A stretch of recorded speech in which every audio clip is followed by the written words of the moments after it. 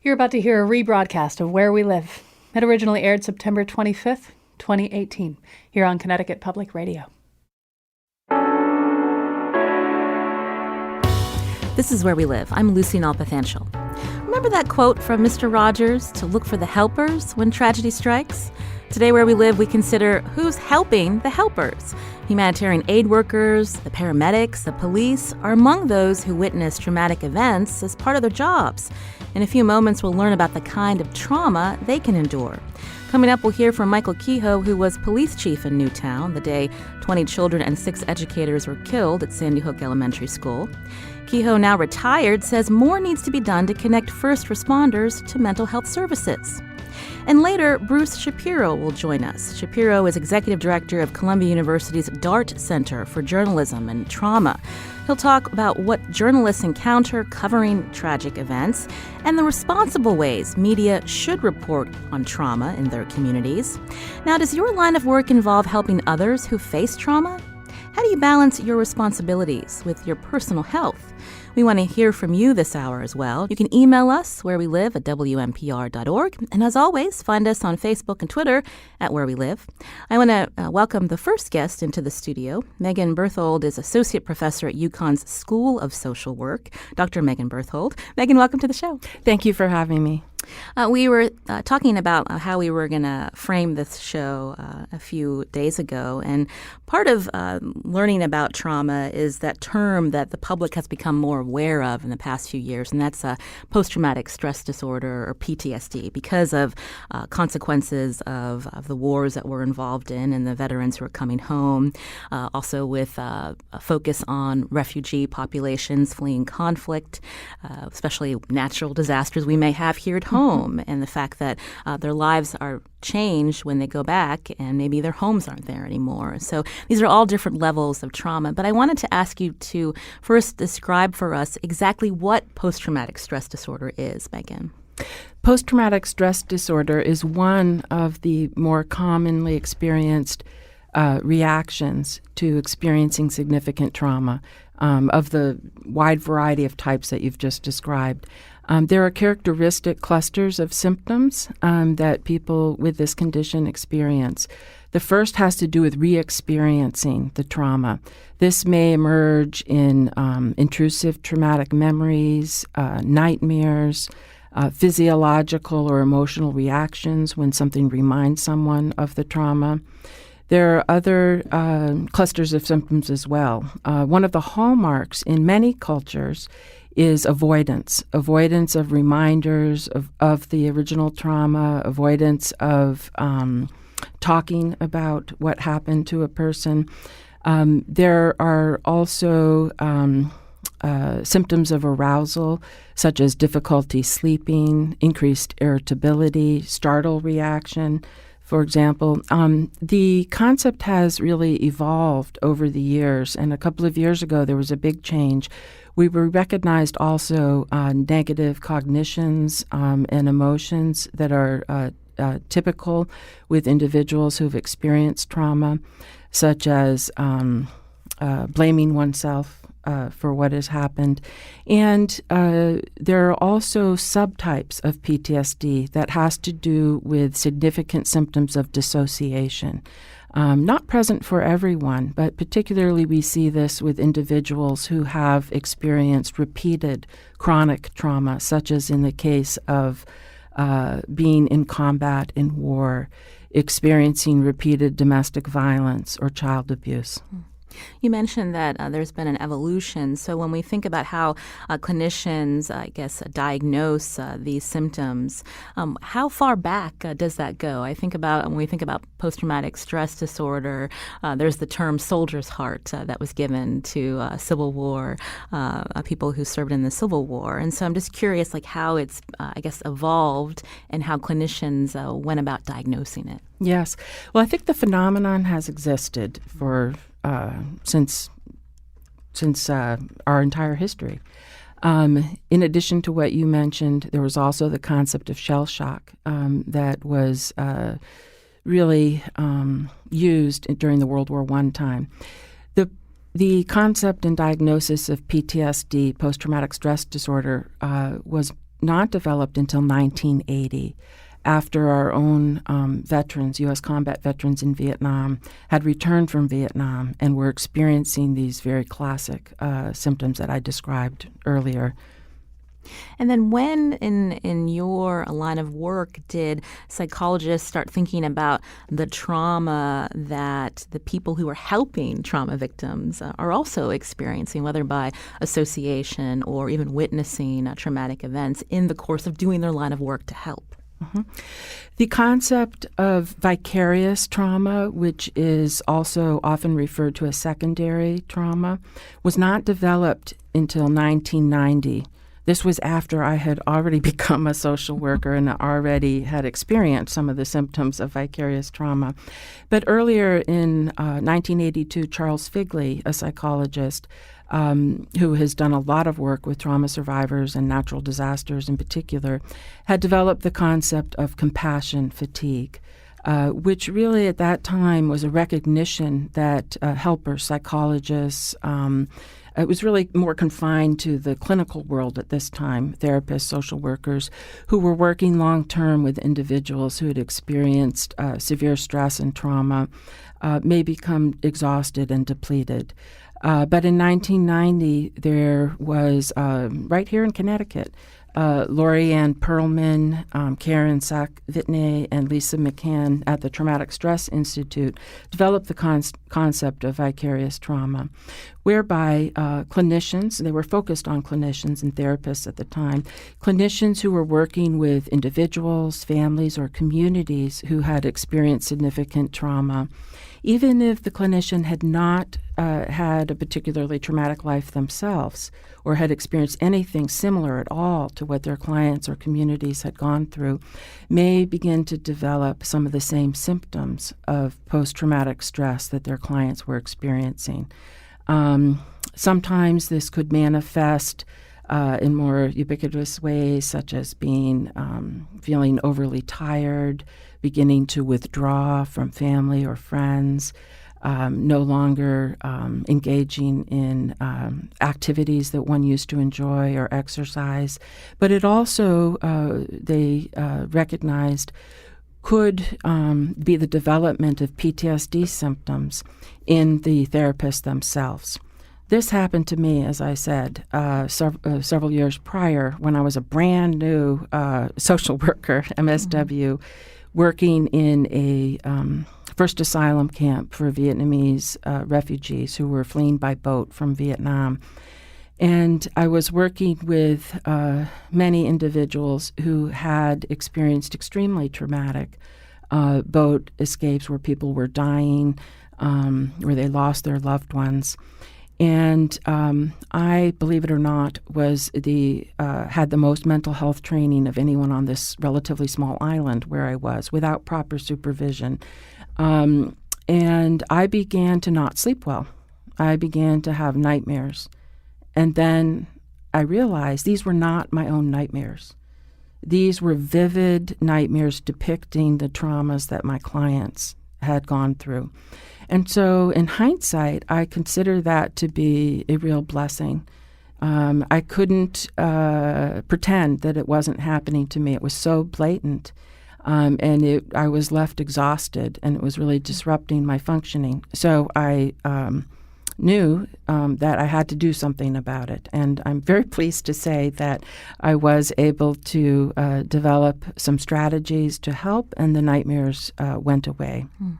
Now, this is something that you took upon yourself, but now that you train social workers at UConn School of Social Work, now that clinicians have, I guess, addressed that this can happen to certain people in lines of work, this vicarious trauma. So what are ways that people in this line of work can deal with what they're experiencing because they're helping people that have been exposed to trauma? Right. There are several things that I'd like to share about that. Some are strategies to deal with these symptoms of distress and vicarious trauma. But I also would like to mention another incredibly important concept of vicarious resilience, which I think is part of the plan of being able to prepare and take care of oneself. And I hope we may have time to also talk about things that organizations can do to help support the well-being of their teams. So in terms of vicarious trauma, it's really ultimately should be an individualized plan. We all bring so much of ourselves to our work. Sometimes that also involves having experienced one's own trauma. I do train not just social workers, but other mental health professionals, interpreters, lawyers, judges, emergency responders in this work. And so people are particularly at risk if they've experienced their own trauma, especially if it's similar. So some of the common strategies that people use will be finding peer support. I know that was so deeply valuable to me. One of my specialty areas is working with survivors of state-sponsored torture. I work with refugees and asylum seekers for a long time. And so finding other seasoned clinicians, my peers in my office, my colleagues around the country and internationally who do that work, who understand some of what we're grappling with, that's really helped. Many people also will develop physical exercise routines, tending to the basics, getting enough sleep, eating healthfully. My biggest strategy, and increasingly more and more people, are using skills of mindfulness. What I have found, I had begun to study meditation, and then I found that without realizing I was doing it, I naturally began to bring that into my work. So as I would do very detailed forensic evaluations of torture survivors in the context of their asylum applications, where I needed to remain professional, remain calm, be able to hear the details of how they were tortured by another human being or human beings. I found that the skills of mindfulness and meditation were extremely valuable. Learning to regulate my breath so that I could remain calm, and that it helped me to think more clearly, so that I could not cut off the torture survivor I was working with, but also tracking what was going on physiologically inside my body. Was I beginning to my heart beginning to race? Was I beginning to feel nauseous? Helped me to bring awareness to that as a reaction, as a vicarious reaction to the stories of torture and the enormous emotional distress that was exhibited in front of me, while still being able to remain calm and professional and attend to the needs. I teach that to people that I work with. You're hearing Megan Berthold, Associate Professor at UConn School of Social Work here on Where We Live, as we learn more about vicarious or secondary trauma experienced in certain professions. Megan's a social worker. Coming up, we're going to be talking about the impact on first responders as well as journalists covering trauma in their communities. You mentioned something, Megan, that you have done training for people in many different lines of work, including lawyers and judges. Can you talk a little bit about that? Yes. So many lawyers work with individuals and who have experienced intense trauma. For most people, going through a lawsuit, having to tell a lot of details about traumatic experiences in their life is quite difficult. What I've learned from the numerous lawyers I've worked with over the years is that they often aren't trained on how to elicit information that they need in order to best represent their clients about the trauma experiences, as well as how to ask questions and help to prepare those individuals. So what I've learned from some judges, immigration judges who have talked to me about this as well, is that sometimes they feel unprepared to hear testimony about in the case of asylum, some of the qualifying persecution, some of the details of the traumas that happen to the applicant.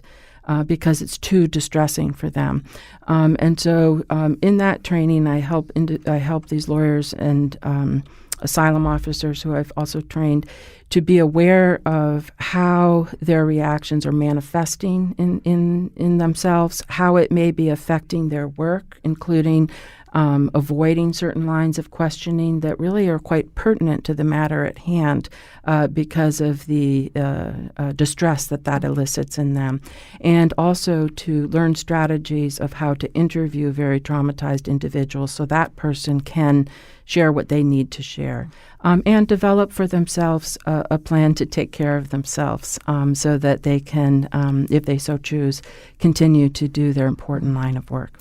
And that's important to receive that type of training and treatment because people's lives are at stake and the type of work that these attorneys and judges are doing. And without acknowledging that that this may be difficult or if they need support, that can impact the job they're doing. Definitely. This is Where We Live. We want to hear from you as we talk about secondary trauma, also known as vicarious trauma. Maybe you're in a line of work where you're helping others who've experienced trauma and you don't quite know how to reconcile that with your personal life and your personal well-being. This is Where We Live. I'm Lucy Nalpathanchel. Coming up, we're going to hear from Newtown's retired police chief, and we want to take your calls too. You can also find us on Facebook and Twitter at Where We Live.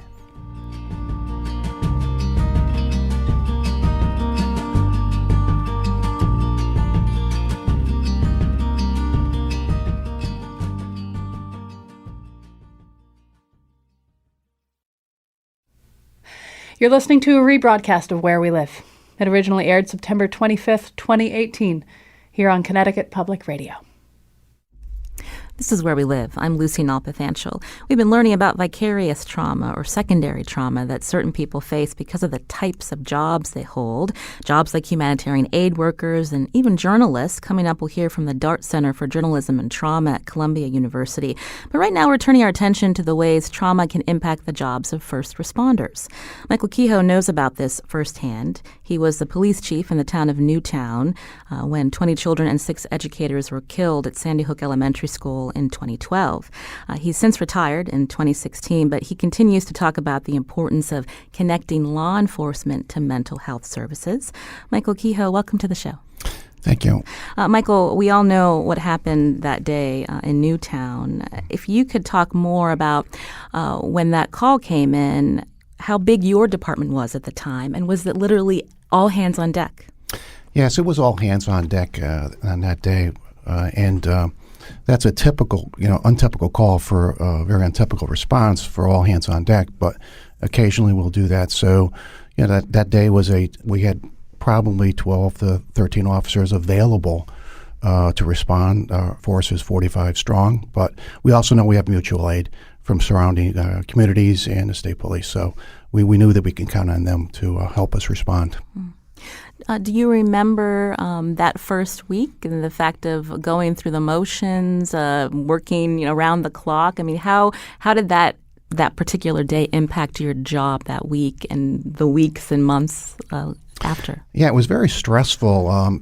Typically police officers respond to an event. They clean it up, they pick it up, they do what they need to do, investigate, and then they move on to the next call. In this particular case, this seemed to last for a very long period of time, creating additional stresses and tension, not only within our agency, within the community. So the attention and spotlight that was present lasted for a very long time, which was unusual for us, and that was a new phenomenon we had to learn to deal with and understand. You were the police chief, so you're in a leadership position. People are looking at you for leadership. They're depending on you.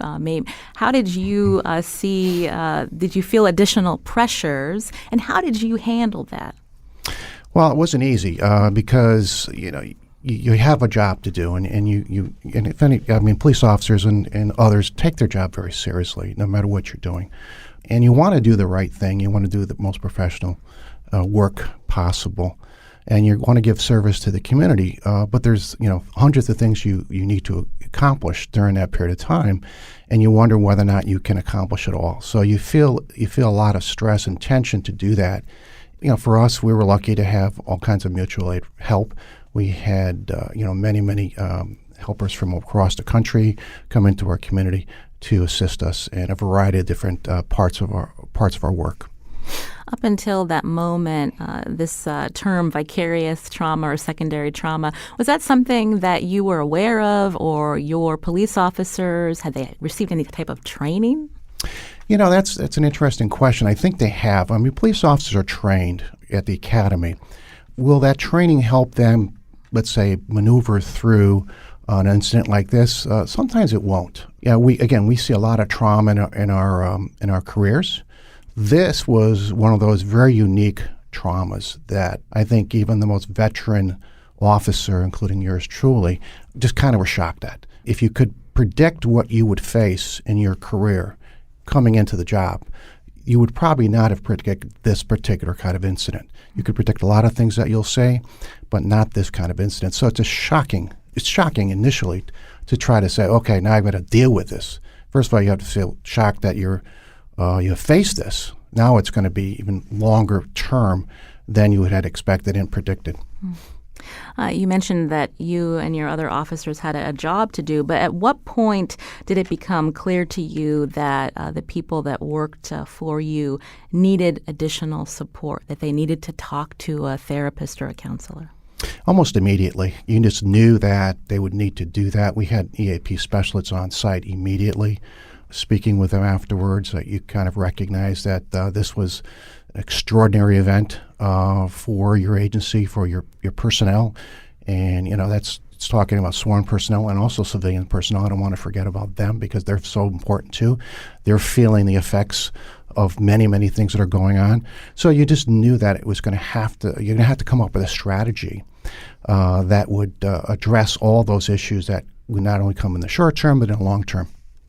This is Where We Live. Today we're learning about secondary or vicarious trauma. Again, this is a trauma that people in certain lines of work experience because they're helping others who are also experiencing trauma in their lives. In studio with me, Michael Kehoe. He's the retired police chief of the Newtown Police Department. Also, Megan Berthold, associate professor at UConn School of Social Work. You can join our conversation, too. Find us on Facebook and Twitter at Where We Live. Is there a particular, Michael, when we think about law enforcement, a different culture where is it easy to ask for help? Because we know in this conversation we're having in our country in recent years about access to mental health, and we talk about stigma. How easy is it, though, to ask for help when you are working in law enforcement?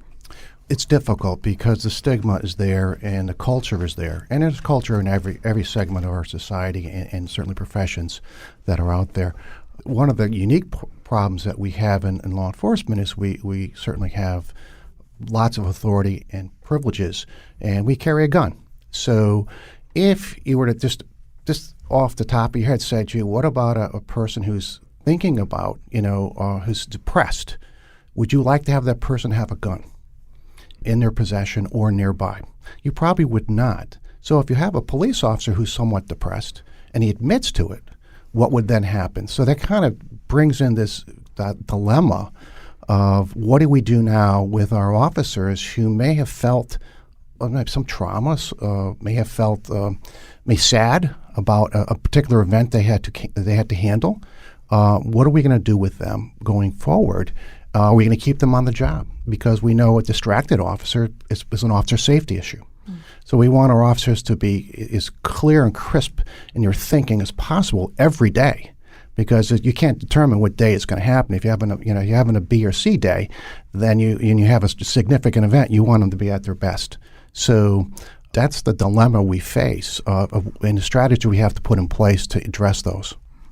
Megan Berthold is also here, associate professor at UConn School of Social Work. Megan, you've done training about vicarious trauma and resiliency with different professions, including law enforcement. What would you like to add to this conversation when you hear how Michael was talking about dealing with the aftermath of this very tragic event and also concerned about the men and women that work for him?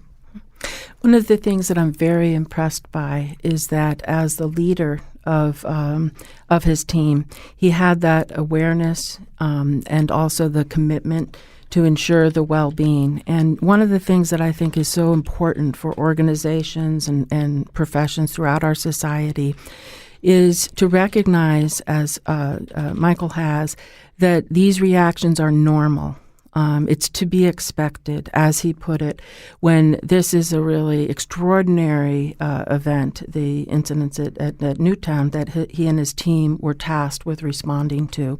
And so I think it really takes that kind of understanding and awareness and leadership within law enforcement and other professions in order to have a chance to try to support and get the assistance that the team members need. And so that really impresses me. Michael, what about the impact on your family? We know that your wife has spoken or at least written about the impact on her and yourself after the mass shooting at Sandy Hook Elementary School. How did it impact your marriage? Family is so important, and we know that they're right in there with the first responders. They feel the same things that the first responders do, and they want to be supportive of those first responders, and they could have that vicarious trauma symptoms just as easy. So I think it's really, really important to address that too as part of your strategy moving forward, and not only in extraordinary events, but certainly in the daily lives of a police officer, because it is a stressful job at times, and sometimes you don't get relief that you would like to get. Mm-hmm. So did it impact how you communicated and Yeah, personally, yes, certainly. My wife is a very strong person. She's in the medical profession, so she kind of understood what I was going through. She was very cognizant of my emotions, the sleep patterns, some of the things that Megan had already talked about, recognizing that I was experiencing some of those. So she was, giving me the eye about, you better get some help yourself. And I had a lot of my colleagues say the same thing. So, you need to get your help. Don't feel as though you have to take this burden on by yourself. So I was getting a lot of support and push from them to do the right thing for myself. And I think that was very, very, very, very appreciative. Megan, we started the conversation talking about the different levels of trauma. We're focusing in on the secondary trauma that can be experienced. But when we talk about family members, people in our lives who are, also responding to the person that they love and seeing the stress and anxiety, possibly depression, what kind of level of trauma would someone's spouse or family member be experiencing? How do you categorize that? That could also fall under this concept of secondary or vicarious trauma.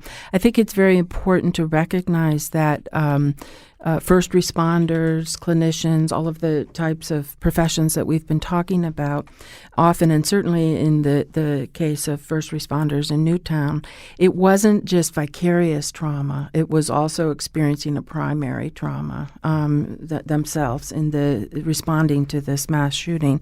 One of the things that I think can be very helpful for loved ones and for the person themselves are the ABCs of vicarious trauma, which Lorianne Perlman and her colleagues speak to us about. A, awareness, right? Awareness for the person going through it, the leader, but also for the family member.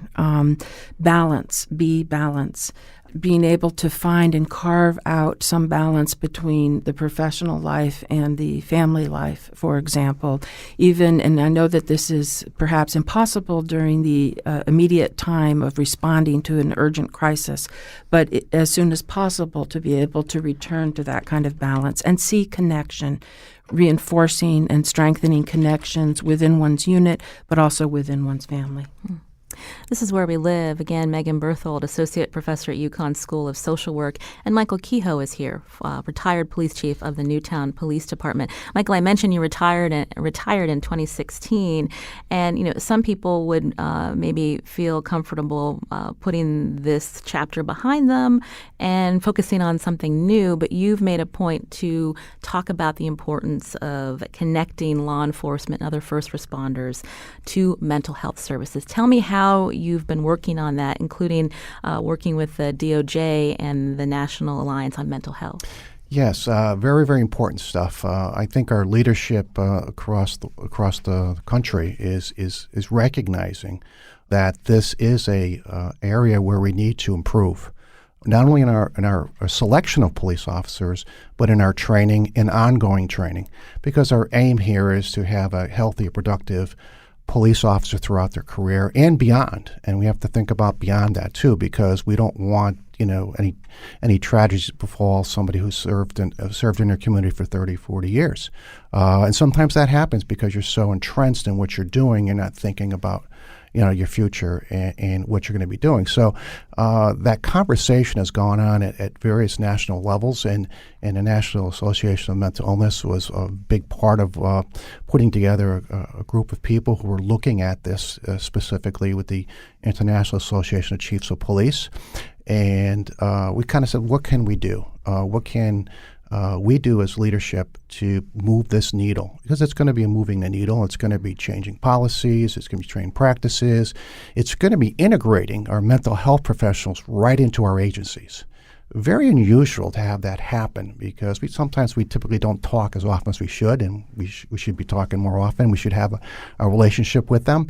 But that was part of it, and some of our larger agencies are actually doing that. Some of the agencies that maybe have 2,000 or 3,000, men and women who sworn, or even higher than that, have those services available right within their agency, their police department, or in another area. So I think that's the conversation that's going on, and I think it's going to bode well for our profession. You mentioned larger organizations can do this, but when we're talking about the 169 towns, cities, hamlets in the state of Connecticut, which all have their own individual budgets, and are there barriers to what you're talking about, like having that mental health clinician or some kind of therapist or counselor within the ranks, so that there is that level of trust? Right. Fortunately, the Connecticut Chiefs of Police Association is recognized that too. They're an arm of the IACP, so they are doing what they can do to, as small groups of chiefs and regional chiefs, to say, what can we do regionally? Because again, we have a lot of small agencies in our state. So the resources may not be there for all of this. So I think we're trying to attack it from that perspective, and I think it's working well. We've got a subcommittee that just sits and talks about that, and the training that can be brought to bear, the monies and the resources that can be brought to bear on this very important subject matter. This topic has also come up before the Connecticut General Assembly. My next guest has tried to actually get the state legislature and a bill passed to provide better mental health treatment for first responders. I want to welcome into the conversation State Senator Kathy Austin, who serves the town of Sprague. Senator Austin, welcome to the show. Hi, thank you very much. We know that for several years now there's been a bill before the legislature that would help with treatment and response for first responders dealing with post-traumatic stress. Can you talk about some of the bills that you've worked on and what you would hope to change? The bills that I've been working on for the last 5 years have been put through both the public safety committees in the legislature and the Labor and Public Employees Committee. And what they have been is to cover, we started with firefighters and police officers to get covered for post-traumatic stress and get the treatment necessary, which I believe sometimes is not just a result of a traumatic incident like the Newtown incident, but the daily sort of drip, drip, drip of issues that have happened because of the constant pressure of the job. And so what we're trying to do is get post-traumatic stress covered like any other work-related injury under workers' compensation. And we narrowly defined it so it would first take care of first responders who were seeing the death of an individual at the hands of another individual. And so that's what we've been trying to do. And each year we get fought based on what the Connecticut Conference of Municipalities determines as the cost of the program. But that's really a boondoggle because, quite frankly, the cost is just not there. This is something that would only be, according to national statistics, 0.5% of workers' compensation cases and only 2.5% of the total workers' compensation costs. So it's something that I think we should do. is something that I think is necessary to do, and it's something that each year I fight for to make sure that we're providing workers who we count on to be that consummate professional all the time, the resources to remain that consummate professional. So municipalities believe this would be a costly, unfunded mandate, and they think the state should be required to pick up some of the bill. Is that possible, Senator Austin? Well, the state does give a lot of financial resources to municipalities, and I believe that under the workers' compensation, PERMA, which is also one of the financial arms of the Connecticut Conference of Municipalities, that's where they get their money from, is from the insurance that they sell to municipalities, should be able to pick up the cost. Again, 0.5% of the workers' compensation costs and 2.5% of the total cost. And we have put into a bill that I sponsored that decreased workers' compensation costs in Connecticut double digits over the last 4 years. So we have been providing them with financial incentives to cover other costs of workers at a far lower level than the savings that we have already given them. I'm going to thank Senator Kathy Austin for joining us to talk about her efforts to get this kind of legislation passed within the state of Connecticut. I wanted to ask Michael Kehoe for your response to what the senator has proposed, because we know through reports that there was even an officer in Newtown that couldn't go back to work, and there was a fight between the town about how much they could offer him in terms of disability. Right. And first of all, I want to thank Senator for doing all the work that she does at the Capitol. I know this is a very difficult conversation that has to be taken up there, and there's certainly the state is has financial resource issues, so we appreciate that. Indeed, we need to start to push the needle. I think with the right checks and balances in place, and what the senator said about the cost. I think if we can assure that sometime in the future will be a law, and I think that will be addressed, in the future. So I think that we need it. There's no doubt about it.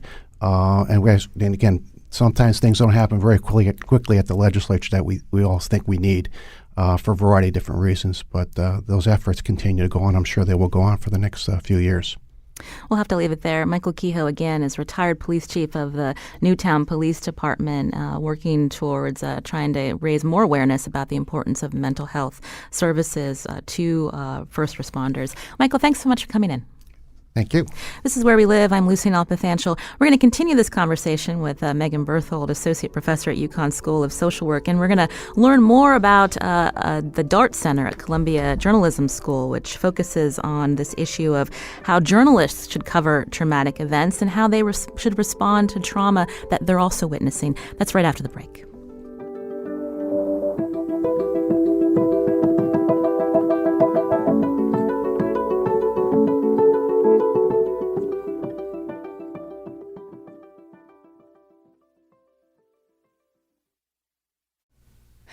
You're listening to a rebroadcast of Where We Live. It originally aired September 25th, 2018, here on Connecticut Public Radio. This is Where We Live. I'm Lucine Alpathanchel. We've been learning about secondary trauma, and my next guest is actually the executive director of the DART Center for Journalism Trauma, a project of the Columbia Journalism School. We wanted to learn more about the work being done there. Bruce, welcome to the show. Glad to be here, Lucy. And you're joining us from a studio at Columbia University. I understand you were a practicing journalist for many years, but tell us about this when DART and your colleagues first started thinking about this relationship between journalism and trauma. Well, back in the 1990s, there were a number of us around the country, some of us journalists, some clinicians, some journalism teachers, who in various ways and for various reasons all realized there was a huge gap. A tremendous amount of what counts as news involves the worst things that happen to people. Hurricanes and murders and wars and refugee issues and torture. All of these things are important big disruptions in the social fabric. They all represent legitimate, important news.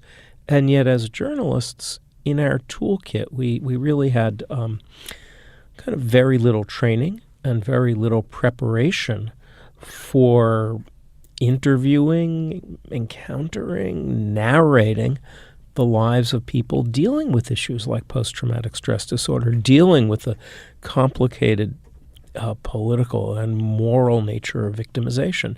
So we started drawing those lessons together, found a donor, a wonderful family named Dart, who continued to support our work, and began this work. But as we did so, we swiftly came to the conclusion that not only was there a vacuum around how we report on survivors of violence, but also a big gap in what we know about how journalists ourselves are affected. I mean, for myself, the very first news story I ever covered involved the untimely death of a young woman in my neighborhood in Chicago, about my own age. Within a few years of being a very ordinary community reporter on an ordinary beat, I had interviewed Vietnam veterans, Cambodian refugees, Holocaust survivors, had covered a bridge collapse on I-95, all kinds of tragic events that are just part of the normal work of being a journalist. This is a big load. And so we began to sponsor some research, working with clinicians and researchers, and then develop training for newsrooms on both branches of this, both how to report on the aftermath of tragedy and also how journalists can stay resilient, be effective witnesses, whether it's in frontline coverage or through deep immersion into issues like, sexual abuse that we saw with the Spotlight story in the Boston Globe, this week's reporting on Judge Kavanaugh, all of this, criminal trials, murder trials, all of this involves a heavy dose of pretty terrible experience, and we got to deal with that as a profession. When the DART Center was first starting out back in the 90s, there wasn't Twitter and Facebook to add to the load of how we collect and disseminate information and what the audience is seeing. So I'm curious if you could talk more about the role of technology, again, with when we're talking about violent events and how we should be reporting and covering them. Sure. Well, first of all, of course, Twitter and Facebook and social media generally speed everything up and give us all a whole lot more information. And it doesn't matter there whether you're covering international affairs or a community tragedy. What comes at you through Twitter greatly accelerates the kind of amount of imagery, the amount of information you have available. And actually, we saw this, with Sandy Hook, which it should be said for those of my friends who are Connecticut journalists, they not only had to cover a breaking story with information needing to be sorted through social media, but needed to deal with loss in their own community. The parents of one of the teachers who was killed were both Connecticut journalists. So this, social media that connects us also implicates journalists even more deeply. But more important or more widespread than that, what social media has changed, especially in the last 2 years, I would say, is given us a flood of user-generated content, often involving very graphic imagery. Think of police shooting video, the Philando Castile story, disaster coverage from video from Hurricane Maria, beheading video from Syria. And in newsrooms all over the world, not only are journalists having to make editorial choices about whether to post this stuff or not, but we're having to do what the public never sees, which is examine it closely, verify it, spend time deciding whether stuff is newsworthy. And this means that many, many hands are touching toxic imagery in newsrooms. And 22-year-olds who most of the day are verifying cute cat videos suddenly have to verify a massacre. That's pretty awful, and it's causing a lot of news organizations to examine their practices and to take this issue of vicarious trauma, which Megan Berthold was talking about, to take it really seriously.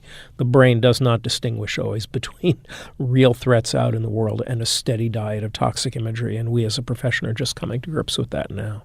Bruce Shapiro is Executive Director of the DART Center for Journalism and Trauma, a project of the Columbia Journalism School, joining us from the studios at Columbia. I want to take a quick call. Marianne's calling from Sandy Hook. Marianne, go ahead.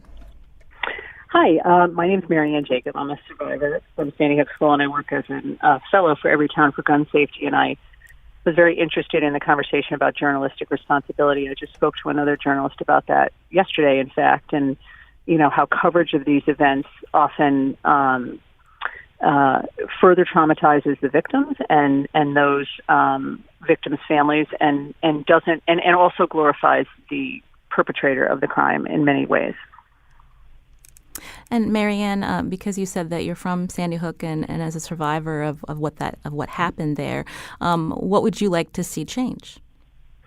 Well, I'd like to see in the immediate aftermath of a tragedy like this that, so many of the journalists I spoke to in the immediate aftermath, they almost felt guilty, like having the conversations, and some literally said things like, yeah, my boss said I have to be here. And people followed me home and knocked on my door in the hours and days following the tragedy. And I think maybe taking a step back and talking about using that responsibility to report in a way that allows them to talk about prevention and other things that are important to the conversation, instead of, let's bring you into the home of a survivor and, hear their terrible story, which really just further magnifies some of that trauma. Well, Marianne, thank you for your comments. I wanted to have Bruce Shapiro respond to what Marianne was saying. Bruce, we only have a couple of minutes, but go ahead. Well, first of all, thank you, Marianne. I mean, this is the conversation we need to promote and that the DART Center exists to promote. I would say that journalists in the aftermath of a horrible tragedy like Sandy Hook face a complicated set of responsibilities. We do need to engage the rest of the world in what is happening. And the reality is that I think we have the ability, when we do our job right, to bear witness for families who have endured terrible losses, for individuals who have borne great suffering. We try to promote best practices and balance what are often very difficult, conflicting ethical responsibilities, getting as much information out there as quickly as possible so the public understands the degree of what's happening and how to calibrate response, and at the same time being respectful of survivors and the needs of folks to heal. This is a big challenge, and it's a conversation that is very active within the journalism community. Bruce Shapiro, again, is Executive Director of the DART Center for Journalism and Trauma. Bruce, thank you for joining us. Obviously, we could talk about this a lot longer, but we appreciate the time you've given us. Glad to be here. Megan Berthold's been in studio with me, Associate Professor at UConn School of Social Work. We've got under a minute. When we talk about these different professions, resiliency comes in many different packages. It doesn't one size fit all for very many different professions that are out there.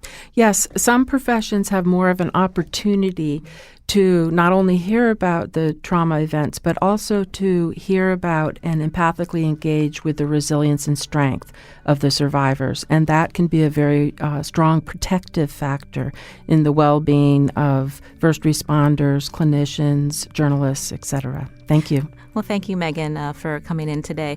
Today's show produced by Carmen Baskoff and our WNPR intern who was at the phones today, Philip Giolopsis. Also thanks to Lydia Brown and our technical producer, Kyone Wolf. I'm Lucy Nalpathanchel. As always, thanks for listening.